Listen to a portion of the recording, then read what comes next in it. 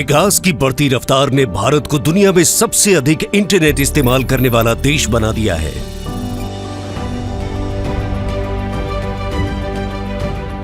प्रधानमंत्री श्री नरेंद्र मोदी जी के नेतृत्व में आज देश डिजिटल क्रांति की ओर अग्रसर है। डिजिटल क्रांति से जहां एक ओर भारत नई ऊंचाइयों को छू रहा है, तो दूसरी ओर इस नई तकनीक से देश के सामने कुछ गंभीर चुनौतियां भी आई हैं। इन्हीं चुनौतियों में से एक है देश में बढ़ता साइबर अपराध। देश में साइबर सुरक्षा के लिए एक state of the art digital ecosystem और लोगों को साइबर सुरक्षा के प्रति जागरूक करने व ट्रेनिंग की आवश्यकता थी, जिसे देखते हुए मोदी सरकार ने कई प्रभावशाली कदम उठाए हैं। भारत सरकार ने सबसे पहले crime and criminal tracking network system यानी CCTNS के रूप में एक पोर्टल की शुरुआत की है, जिसके माध्यम से आज देश के 99.9% पुलिस स्टेशन 100% FIR को सीधे पोर्टल पर दर्ज कर रहे हैं। माननीय गृह मंत्री श्री अमित शाह ने अगस्त 2022 में राष्ट्रीय स्वचालित फिंगरप्रिंट पहचान प्रणाली यानी नाफिस की भी शुरुआत की।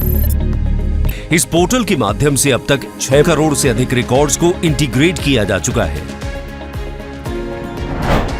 देश में बढ़ते साइबर अपराध हॉटस्पॉट क्षेत्रों पर शिकंजा कसने के लिए 7 joint cyber crime coordination team यानी JCCT का गठन किया गया है, जिसकी मदद से पेशेवर अपराधियों पर लगाम लगाई जा रही है और इसके परिणाम स्वरूप आज देश में साइबर अपराध में गिरावट दर्ज की गई है।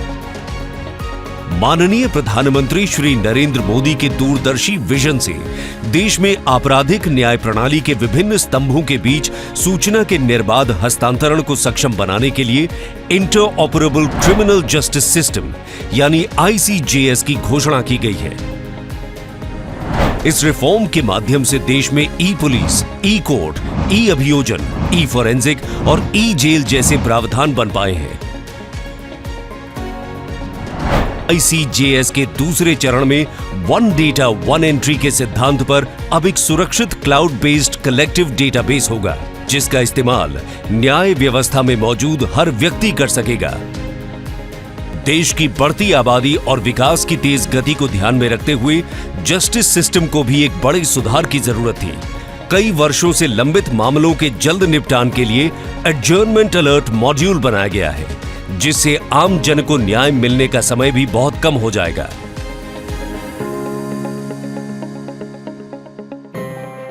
देश का गृह मंत्रालय नेशनल साइबर फोरेंसिक लेबोरेटरी के जरिए राज्यों को फोरेंसिक सेवाएं प्रदान कर रहा है। 40,000 से अधिक पुलिसकर्मियों, न्यायिक अधिकारियों और अभियोजकों को साइबर अपराध के प्रति जागरूकता, जांच, फोरेंसिक आदि के लिए प्रशिक्षण दिया गया है। आज भारत विश्व की तीसरी सबसे बड़ी अर्थव्यवस्था बनने की ओर अग्रसर है, जिसकी नींव है साइबर सुरक्षित परिवेश और सशक्त न्याय प्रणाली। प्रधानमंत्री मोदी जी ने देश को साइबर सुरक्षा प्रदान करने के लिए ठोस बुनियादी ढांचे का निर्माण एवं लोक अभियोजकों और न्यायिक अधिकारियों की ट्रेनिंग सुनिश्चित कर विकसित भारत के स्वप्न को साकार करने का काम किया है।